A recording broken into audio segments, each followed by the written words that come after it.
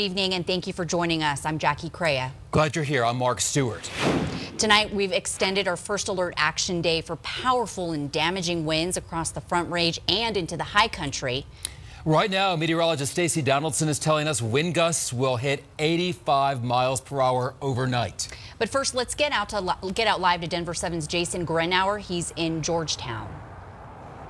Yes, and good evening to you. The wind, of course, the story. We're on an overlook, actually, just on the other side of I-70. Then there's Georgetown, where we're currently dealing with some sustained breezes, I guess you'd call them, 10, 15 to 25 miles per hour. The problem here is the gusts. That's when they start getting up 25, 30, and a little bit above. We have our wind meter here. It kind of fluctuates, and that's what it's been doing all night. But it's going to ramp up, and it could as much as double, if not triple, the current wind speeds, up to 75, if not 85 miles per hour. The National Weather Service has put out that high wind warning, and that could cause some serious problems with traffic. This stretch of highway between Georgetown and the east side of the Eisenhower Tunnel, if not on the other side, that's when we've seen those big rigs get blown over in the past. That's when the damaging winds can really cause some problems. We'll take you down earlier today in Georgetown. Just some Christmas decorations moving around. The damaging winds, though, are expected to come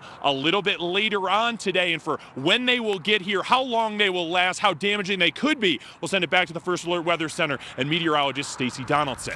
Thanks, Jason. Yes, these are expected, as you mentioned, to ramp up in through the rest of the night. Right now, we have 39-mile-an-hour winds at Berthoud Pass. Earlier this evening, those winds were around 75 miles an hour. Now, as we head through the overnight hours, we're going to see these winds get stronger and stronger, and this is where they're going to be in that range even by tomorrow morning at 7 a.m.